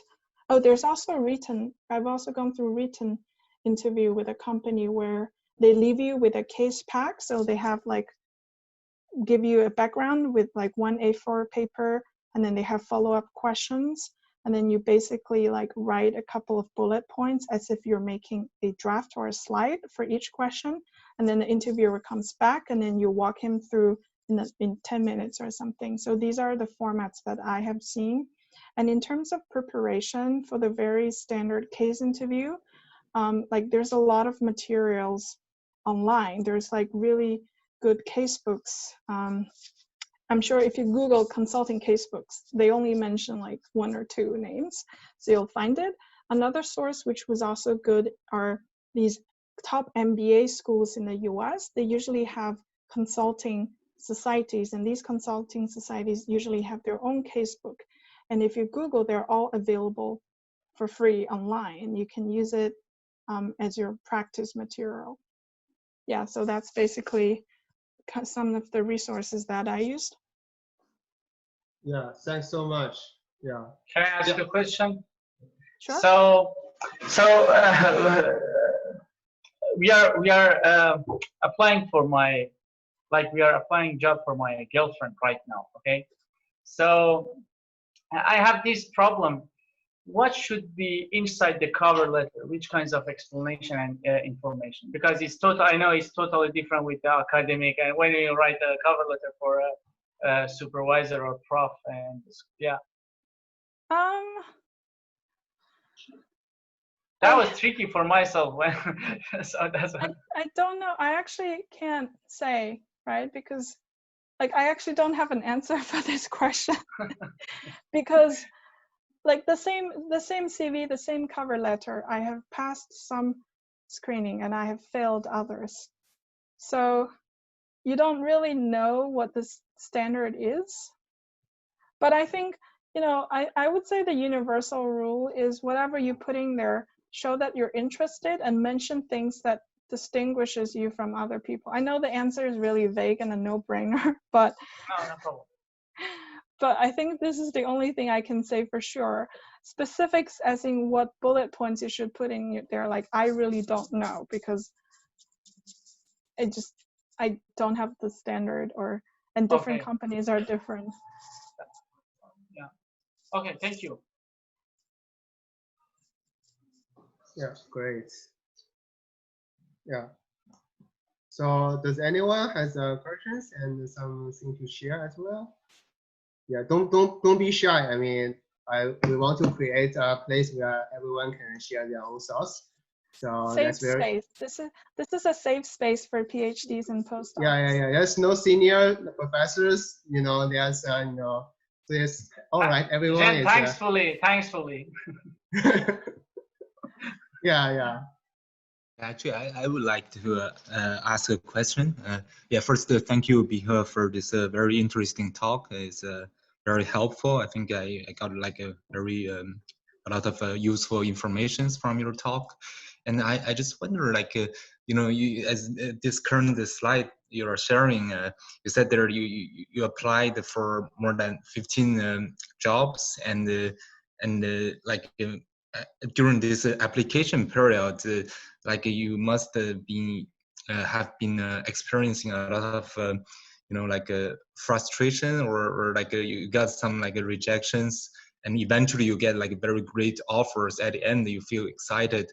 And what is the how you make up your mentality to drive yourself through this process, where every time you see a failure, but do you like you doubt yourself whether this is the right direction, or where the other question is like at the same time you were doing this applications, you was there another thing to kept you busy, or you know, like how you manage to make up your mentality to, you know, to be through this process?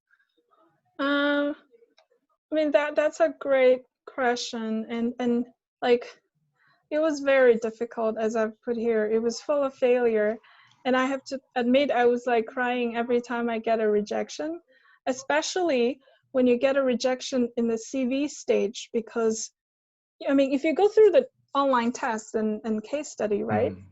You know that you have an idea of how you performed, and so you may not be surprised if you get rejection. But with the CV round, it's just it's like a no to your 10 years of you know, career as a student. So that was very hurtful. I think that what kept me going were two things. Number one, I applied early. So I applied when I was still in the last year of my PhD. Right. And then the UK had this policy where if you're a PhD, you can extend your visa for another year to look for a job. So that was my plan B. If I don't get it this year, I'm going to apply again in a year and try it again. So I think that relieved a lot of stress.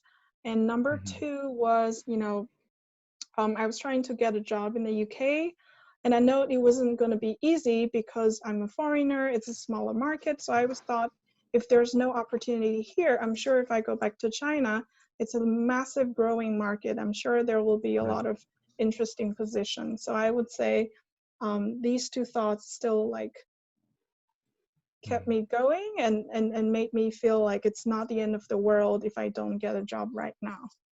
Right. Okay. So I can conclude like you need to be patient and also have a backup plan to So this make is sure. what exactly. This is what I wanted to say at the bottom. When you apply for, when I applied for PhD positions as an undergraduate, I got a very high acceptance rate. And I see people applying for postdocs getting a very high acceptance rate because your skills are very specific, right?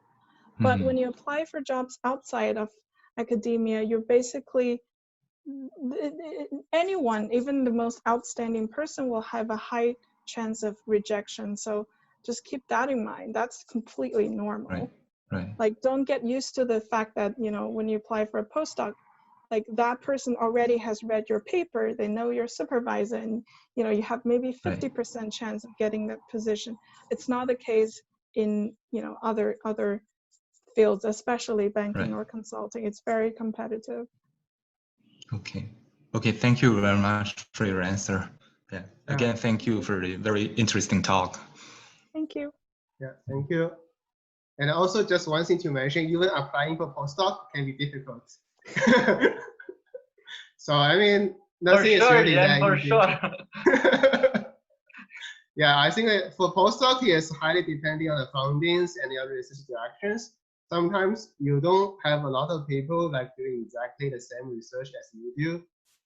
So it's going to cause a problem. And also funding is a really big problem, especially now the coronavirus and all those things. A lot of research fundings has been cut. So that's, so it's nothing is really like that easy. I mean, everything is difficult. It's just you have to be mentally prepared for that and be patient. Yeah. Also celebrity culture. Yeah. So that's why I created this to to have a place to equally. Yeah, and also Hi, Aochen. Hi, Jen. So, hi, Bihe. Thank you very much for a nice talk. I have a curious question about you mentioned about this more random selection about the CV round of the application reviewing. But after you being the inside of this career for more than 1.5 years, have you get any clue about what do they value on your CV or on your resume? Do they value more on your past professional experience or your educational background or something like that?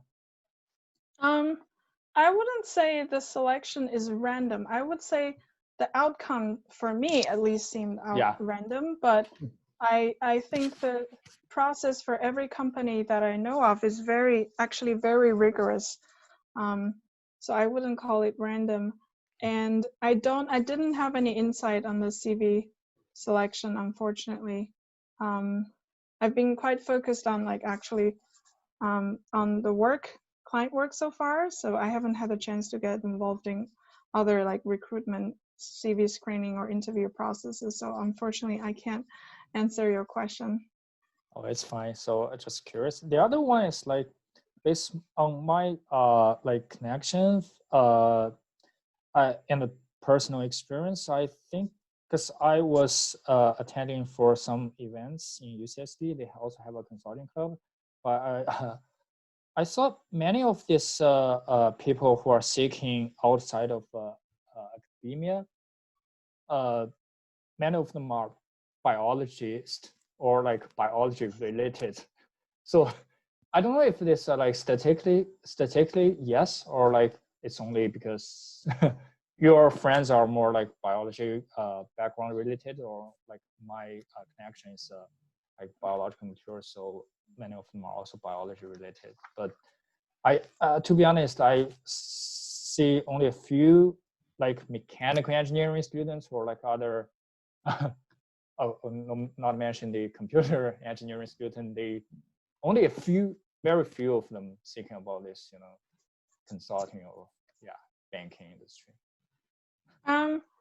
That's a great observation, and that's my observation as well. And I think it comes down to two reasons, right? Biology or chemistry, especially wet lab research, you're more doing hands-on experiments, and those skills are less transferable to other sectors. So you either, you know, do still stay in the scope of research and lab work, or you go for something completely different. There's hardly anything in between. But if, let's say, I have a friend who was doing a physics PhD, and eventually he found a job as a data scientist in another company, and he's able to do that because his physics PhD was a lot of coding, a lot of computer simulations. So there's a lot of transferable skills which he can use for a data scientist role, whereas I would not have that kind of experience.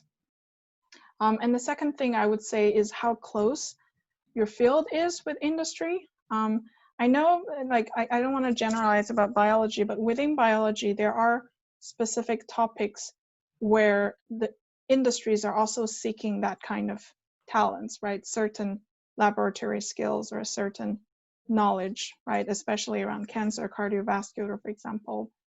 But if you're doing something that's really niche, like mine, then like you can hardly find anything in a big company. So it's not because those companies are specifically seeking for biology related applicants. It's not because it's more like because those students who are biology related are more willing to, you know, seeking for the job outside of academia. I mean, is that how it works? I mean, I can't generalize, but at least from around, for myself and people around me, I think that's the case. Okay, thank you.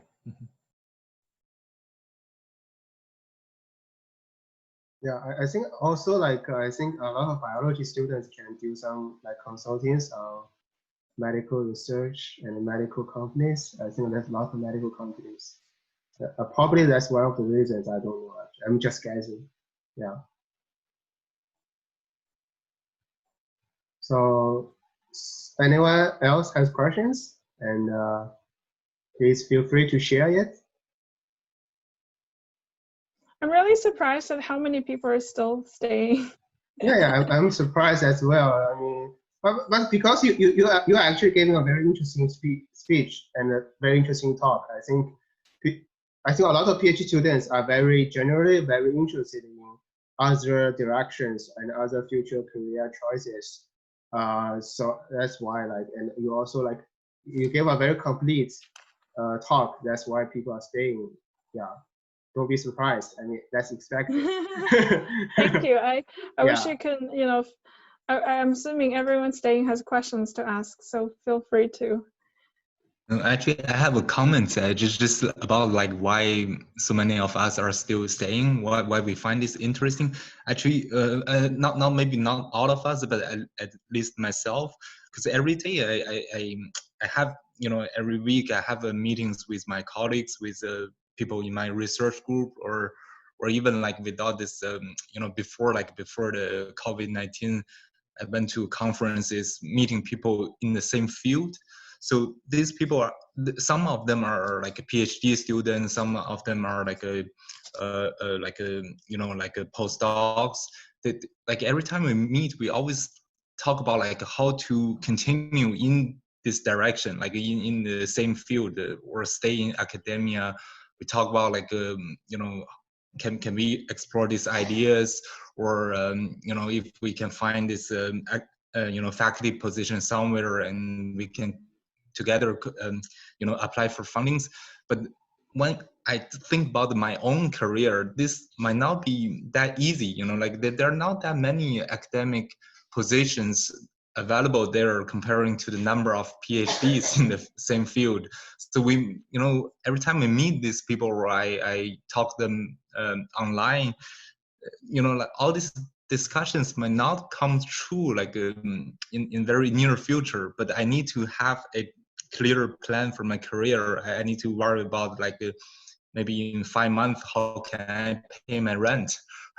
So I think like is your talk, what I find is so useful to me is like it actually opened my vision to I know there, you know, like if academic doesn't work for me, I can, you know, I should try to like step out of this circle. But what are the options? Or I don't have like very clear vision at the moment.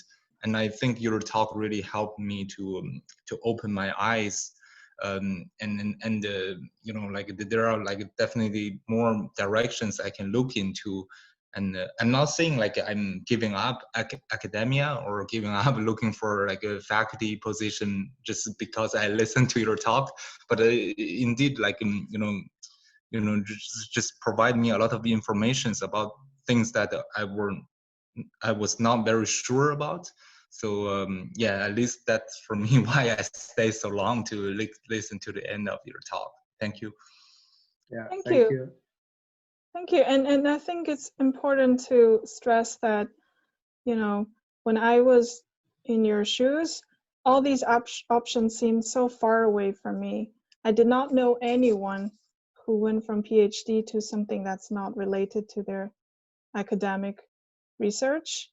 But once you start actually seriously thinking about it and start to read stuff, start to talk to people, then you're going to realize all of a sudden everyone around you wants to go into this certain field, or you actually know people who are already in there for a couple of years through networking or through contacts. I still remember my first call about this topic was in my first year of PhD. I was considering to be a patent lawyer.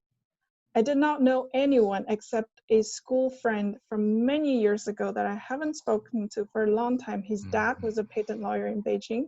So I convinced him to put me on the phone with his dad. And then I had this 1-hour conversation asking him, what is this all about? Do you guys hire people like me? What is the life and pay like? And that was the first time I got some firsthand information. So definitely once you start working on being informed, then it's just gonna get clearer and clearer.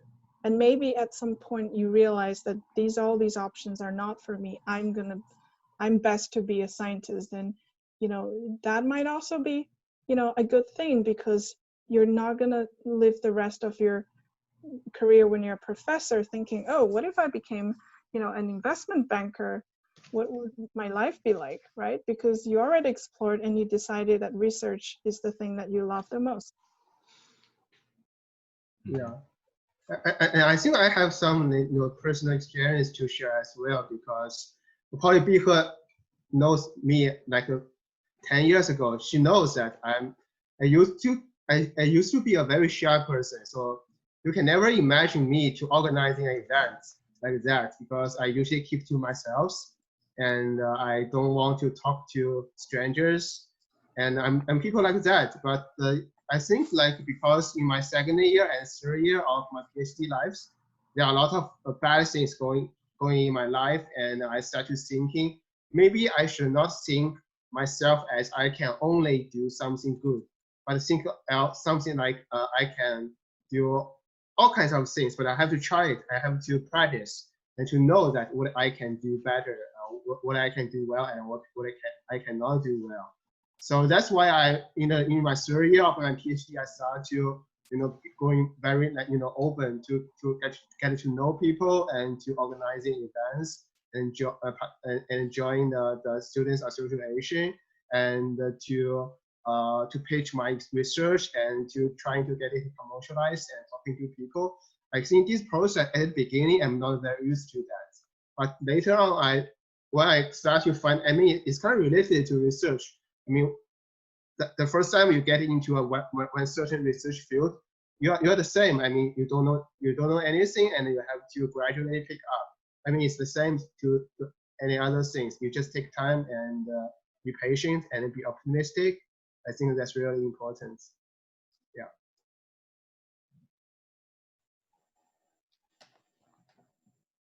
Okay, so yeah, so I mean, if anyone has any more questions or any other things to share, you can either unmute yourself and talk about it, or leave a message in the chat, group chat. Yeah.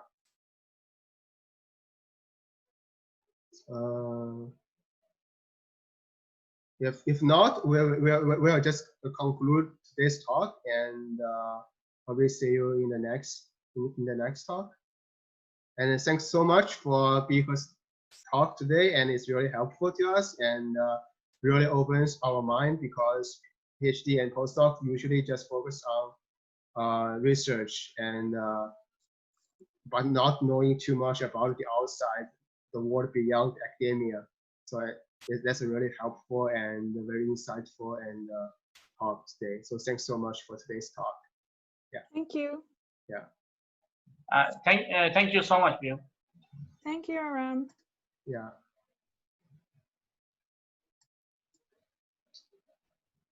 So thank you. So Jen, bye-bye. Yeah, bye-bye. So thank you. Bye-bye. Yeah. Bye-bye. Have a nice weekend, everyone. And thanks everyone for participating in this event. And if you have any feedbacks, please let me know and send me an email, so I will improve in the next talk and in the next event. And the next event probably will be in 3 weeks later, and it will be shared by a new assistant professor in New York State University. And so we are looking forward to seeing you. Yeah, thanks. Thank you. Yeah. Bye. Thank you. Bye. Thank you, Jen, for Thank you, organizing Jen. this. Yeah. Thank you. And thank you, Bihua, for the presentation. Yeah. Bye-bye. Yeah. Bye. Bye-bye. Bye. Nice Bye. weekend.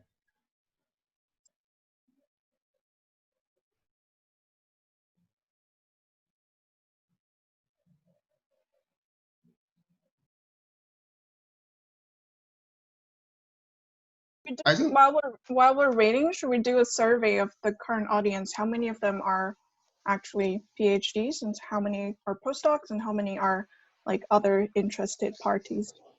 Yeah, I think I think we can do the survey right now, and people can just write in the chat and to just probably briefly introduce themselves. And because I created this for like people to know each other and build connections. So I will just start, but I'll be the first one to start. So to lead any examples,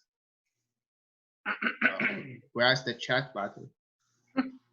It's just on the bottom. Oh yes, on the bottom yes, next. So, yeah, I see the participants are increasing. Now we are at the 19 already. Yeah. So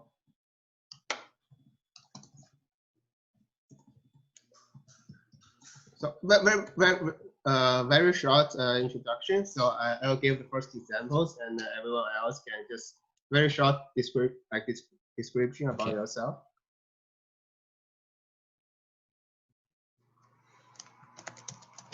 Can you also please write your subject area?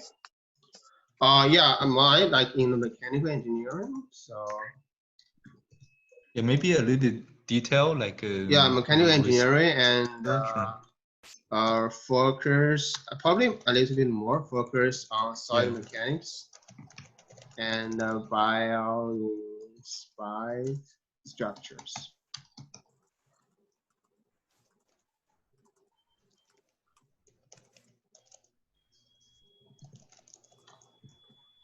That's me. Okay.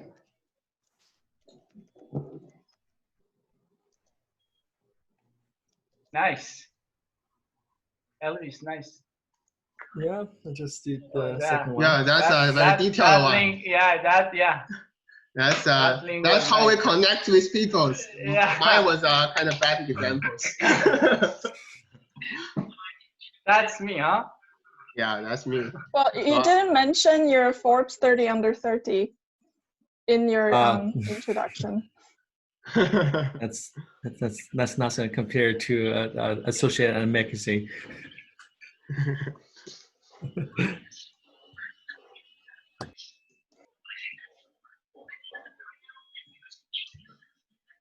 So I think what's the time now? Yes. So at 3:10 I will start to introduce a little bit on the society. Now it's 3:09, so let's counting down a little bit. So now let's just